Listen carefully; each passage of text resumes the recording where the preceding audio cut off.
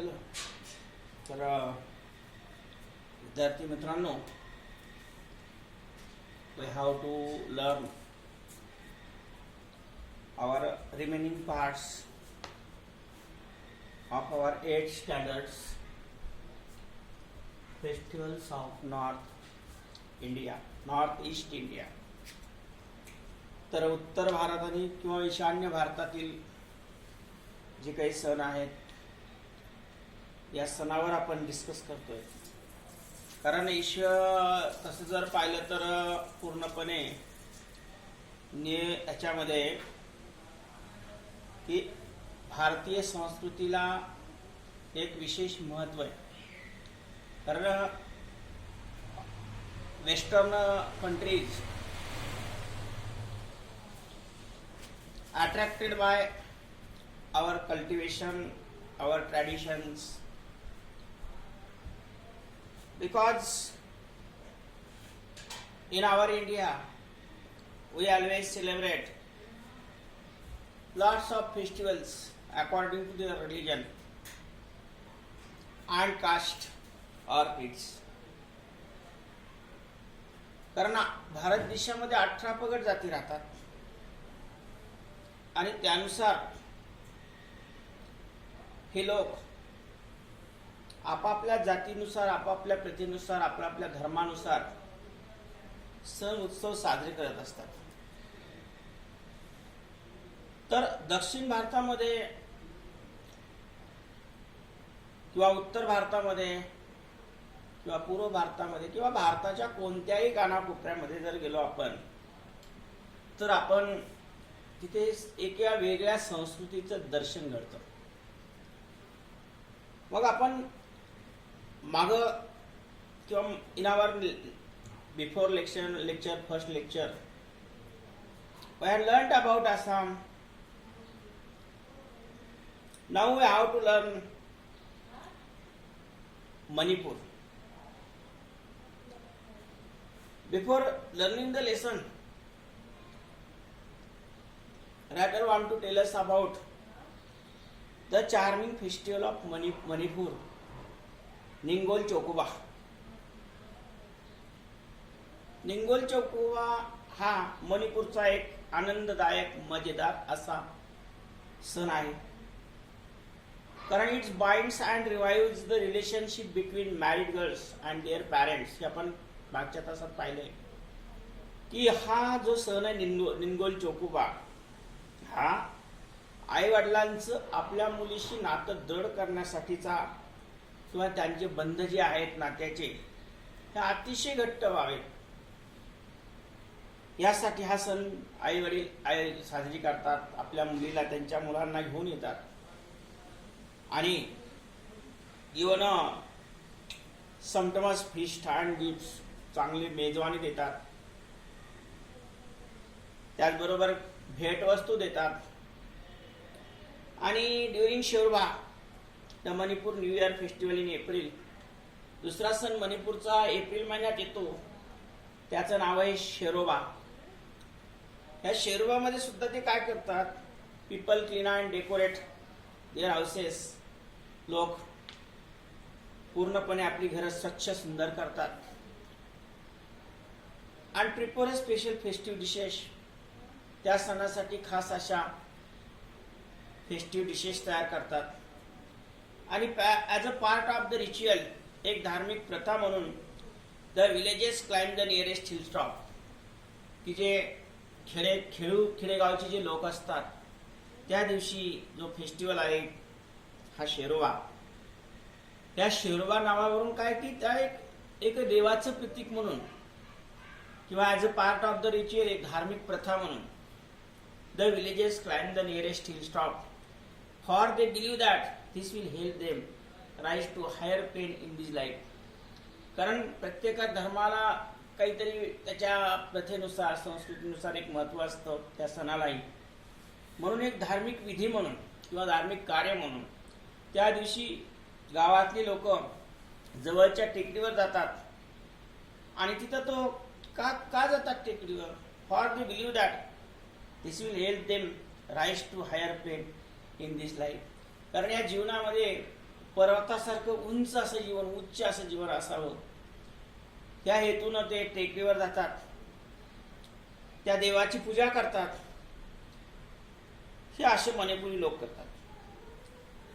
त्यानंतर दुसरा जो इथला सण आहे, the spring festival of Chapchar Kut is on an important occasion mostly celebrated in Mizoram. After learning the festivals of Manipur, we have to learn now the Mizoram's festival. In Mizoram, there is a spring festival named Chapchar Kut is an important occasion. हा चापचरकूट जो आहे एक spring festival आहे आणि मिझोरामचे लोक अतिशय महत्त्वपूर्ण प्रसंगी मोस्टली सेलिब्रेटेड इन मिझोराम, बहुतांशी हा मिझोराममध्ये साजरा केला जाणारा सण आहे. आणि या महत्त्वपूर्ण दिवशी ते काय करतात, men and women of all ages wearing traditional dresses and head gear perform folk dance and sing traditional songs on this occasion. या चापचरकूट नावाच्या सणानिमित्त गावातली जे काही men and women of all ages, सगळ्या वयोगटातील मुलं, स्त्रिया, पुरुष हे सगळे एकत्रित येतात आणि विशेष महत्त्वाचं wearing traditional dresses and head gear, म्हणजे डोक्यावर फेटा, त्याचबरोबर पारंपरिक कपडे, स्त्रियांचे वेगळे, पुरुषांचे वेगळे, असं एक वेशभूषा, आकर्षक अशी पारंपरिक वेशभूषा करतात. परफॉर्म फोक डान्सेस, त्याचबरोबर लोकनृत्य, फोक डान्सेस म्हणजे लोकनृत्य, त्या दिवशी ते लोकनृत्याची कला सादर करतात, लोकनृत्य गातात.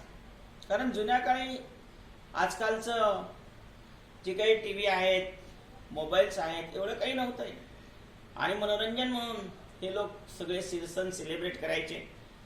Perform folk dances and sing traditional songs on this occasion.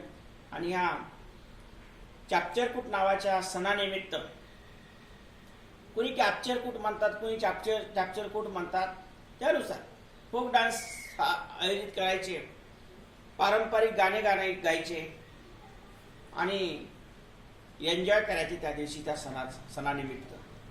Drums, काही जण ढोल वाजवायचे, ड्रम म्हणजे ढोल, गॉंग्स म्हणजे थाळ्या, म्हणजे कुणी ड्रम्स वाजवायचे, कुणी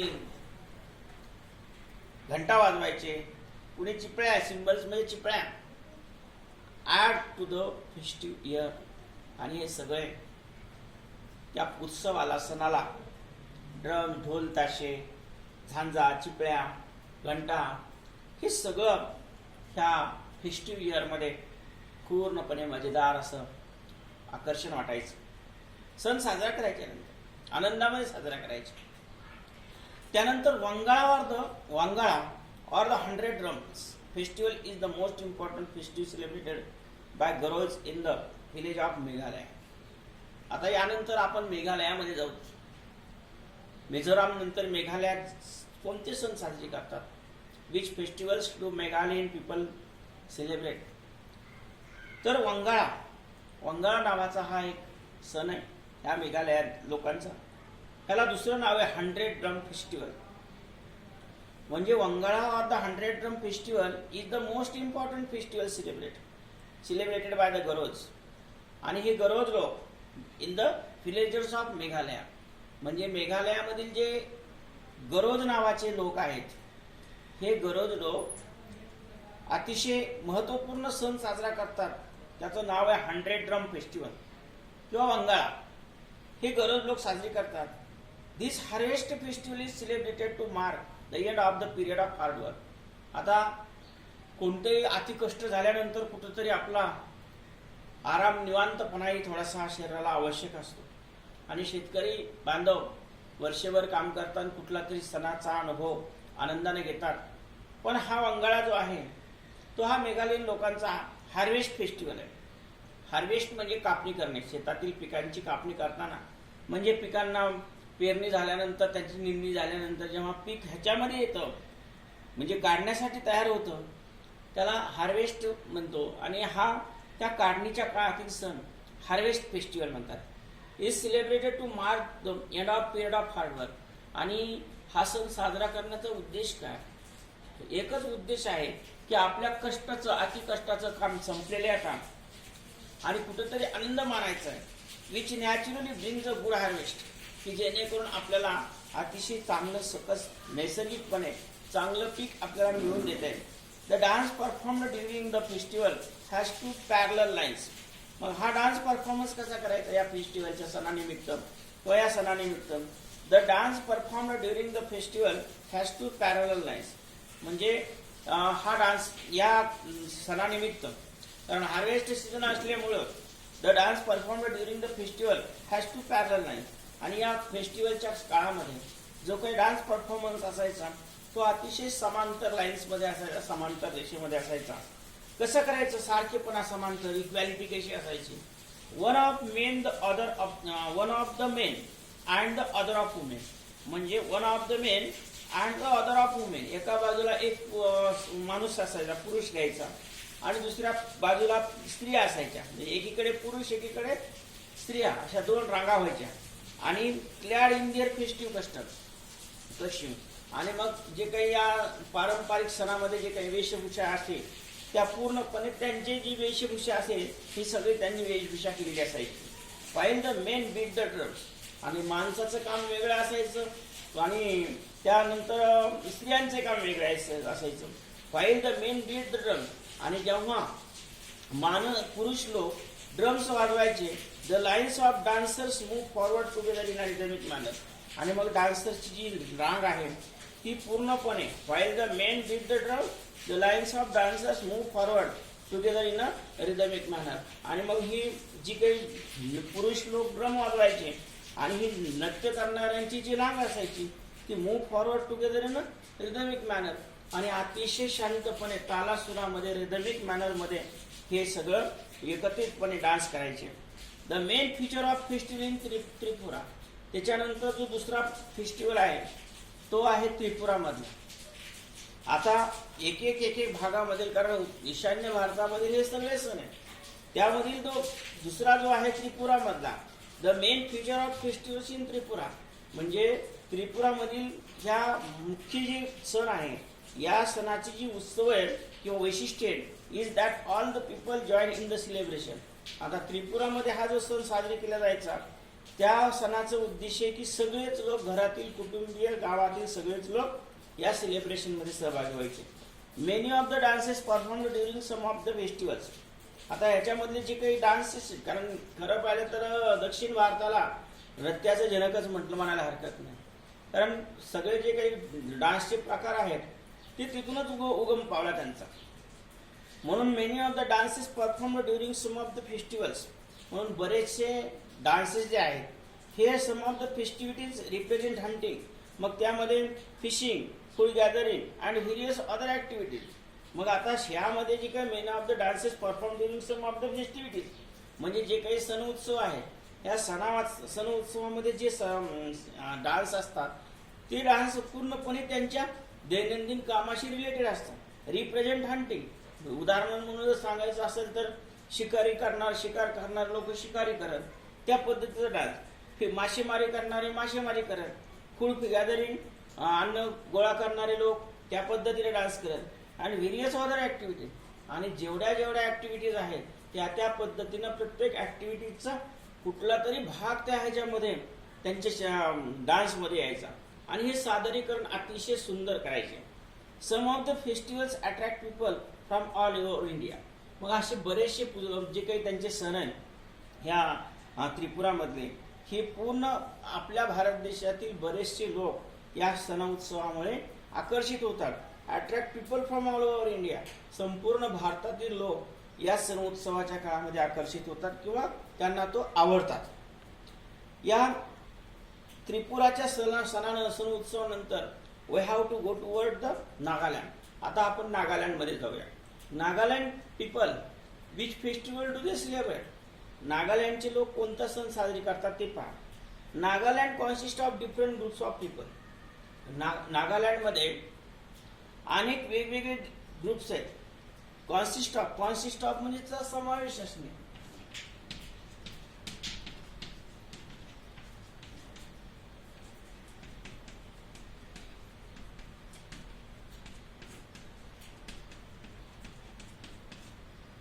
आता नागालँडचे लोक काय करतात? Nagaland consist of different groups of people who are unique in their customs and tradition. नागालँडच्या सणाउत्सवामध्ये डिफरंट ग्रुप्स ऑफ पीपल, अनेक ग्रुपचे, अनेक समूहाचे लोक एकत्रित येतात आणि काय करतात ते? Who are unique in their customs, म्हणजे कस्टम्स म्हणजे चालीरीती, प्रथा,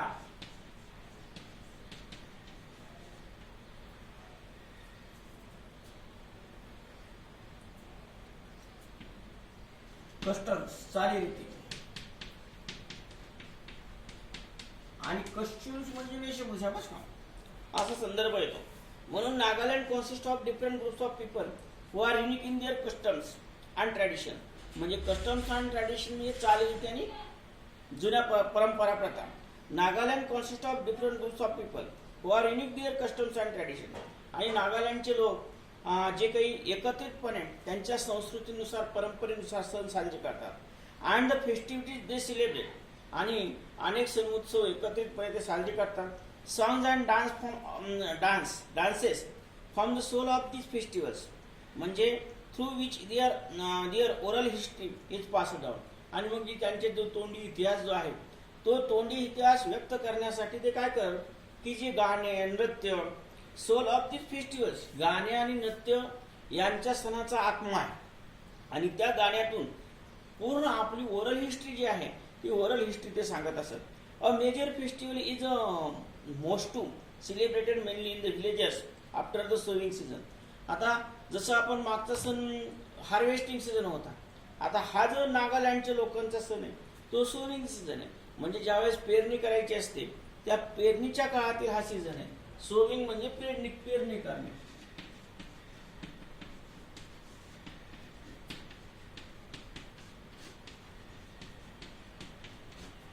मग या काळात ते काय करत नागालँडचे लोक? मग major festival is most celebrated mainly in the village after the sowing season, म्हणजे पेरणी झाली की हा मोस्ट नावाचा सण ते साजरे करत, आणि हा मेनली इन द विलेजेस, विशेष म्हणजे खेडेगावामध्ये हा सण जास्त साजरा केला जायचा. पेरण्या व्हायच्या, शेती हा व्यवसाय मुख्य असल्यामुळं पेरण्या झाल्यानंतर लोक थकून जायचे आणि थकावा काढण्यासाठी हे लोक हा सण साजरी करत. Dress in colourful clothes and heading are decorated with feathers and wild boar dust, आणि मग ह्यासाठी याचं वैशिष्ट्य ड्रेस इन कलरफुल क्लोथ, या सणानिमित्त एक रंगबिरंगी कपडे घालायचे, आणि हेडिंग पुन्हा नंतर डोक्याला एक असा मुकुट घालायचा, डेकोरेटेड विथ फिदर्स, त्या मुकुटाला पंखाने सजवायचं, आणि वाईल्ड बोर टस्ट, आणि विशेष महत्वाचं म्हणजे रानडुकराच्या जे काही सोंडी असतात अशा वाईल्ड बोरच्या किंवा त्याचे जे सुवेदास असतात, टस्क म्हणजे सुवेदास, तर असे ते रानडुकराचे सुवेदास ते लावायचे त्या म्हणजे मुकुटाला, आणि अशा पद्धतीने डान्स करायचे. The villager dance to traditional music, आणि पारंपरिक सण गाण्यावर ते आपला डान्स करायचे. अशा पद्धतीनं हे नागालँडचे लोक सण साजरे करायचे. आता जो लास्ट फेस्टिवल जो आहे, तर hardly a month passes in any of the 7 states without a festival or two, म्हणजे जवळपास hardly a month passes in any of the 7 states without a festival or two, म्हणजे जवळपास हा एखादाच असा महिना आहे या 7 राज्यामधला जर विचार केला तरी एकही महिना असा सण उत्सवाशिवाय जाणार नाही, असं त्यांचं वैशिष्ट्य आहे. Most of the have a religious importance or significance, सर्व सणांना अतिशय महत्त्वपूर्ण धार्मिक आणि सांस्कृतिक महत्त्व प्राप्त झालेले आहे.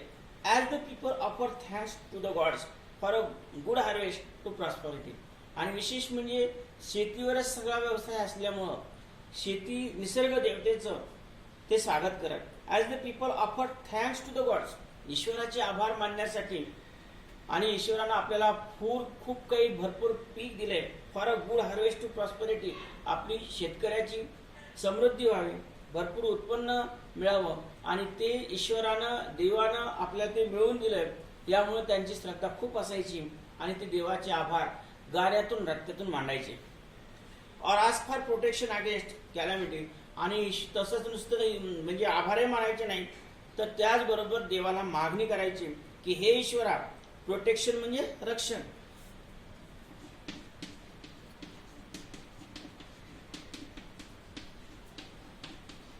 संरक्षण. आणि मग मागणी करायची ईश्वराला, देवाला मागायचे की ask for protection against calamity, म्हणजे नैसर्गिक आपत्ती ज्या आहेत, कॅलॅमिटी म्हणजे आपत्ती, ह्या नैसर्गिक आपत्तीपासून आमचं रक्षण कर, असंही ते ईश्वराला मागायचे. But this celebration also help to encourage cultural and artistic activity. परंतु हे सगळे जे सण उत्सव आहेत दक्षिण भारतातील, उत्तर भारतातील, ईशान्य भारतातील हे सगळे सण, this celebration also help to encourage cultural and artistic activity, सांस्कृतिक आणि कलाकृतीचं एक ह्याला कलाकृती आणि जे काही कला आहे, ही कला जोपासण्यासाठी एक त्या संस्कृतीला प्रोत्साहन देण्यासाठी हे सण ते आयोजित करत. And bring out the natural talent of the people. आणि विशेष महत्वाचं म्हणजे जी प्रत्येकामध्ये नॅचरल टॅलेंट असते, सुप्त गुण असतात, नैसर्गिक गुण असतात, परंतु ते कसे दाखवायचे याची लाज वाटते बऱ्याच जणांना. म्हणून अशा कार्यक्रमानिमित्त, सण उत्सवानिमित्त असे लोक आपल्या नॅचरल टॅलेंट, आपले सुप्त गुण जागृत करण्यासाठी, लोकांना आपल्या ऍक्टिव्हिटी दाखवण्यासाठी हे काही जे काही लोक आहेत ईशान्य भारतातील, हे सण उत्सव साजरे करत आणि आपल्या कलाकृतीला पुन्हा प्रोत्साहन देत. तर अशा पद्धतीने विद्यार्थी मित्रांनो, ईशान्य भारतात किंवा उत्तर भारतामध्ये उत्तर भारतामध्ये, ईशान्य भारतामध्ये हे जे सण साजरे केले जातात, खरंच अतिशय महत्त्वपूर्ण आहे त्या गोष्टी. कारण सण उत्सवाशिवाय आपली संस्कृती नाहीये. आणि जर संस्कार आपल्यामध्ये जोपासायचे असतील तर सण उत्सवातून खूप काही शिकता येतं. म्हणून वेशभूषा, केशभूषा कशी असावी, आपण आपल्या मित्राशी, इतराशी वर्तन कसं करावं, संस्कार काय असतात, हे फक्त ह्या उत्तर भारतीय, ईशान्य भारतीय, दक्षिण भारतीय लोकांकडून शिकावं. याचा अर्थ असा नाही की भारत देश हा सर्वच पूर्णपणे संस्कृती प्रधान देश आहे, संस्कार आहेत आणि संस्कार संपन्न देश असल्यामुळं आपल्या लोकांना सणाचं महत्त्व तेवढंच आहे. सगळ्याच गोष्टी जाणून आपण घेतो. तर अशा पद्धतीने विद्यार्थी मित्रांनो, इथं या लेसनमधून संस्कार काय असतात, सण उत्सवाचं महत्त्व काय असतं हे आपण पाहिलेलं आहे. Do you understand it? समजलंय ना? Okay, bye.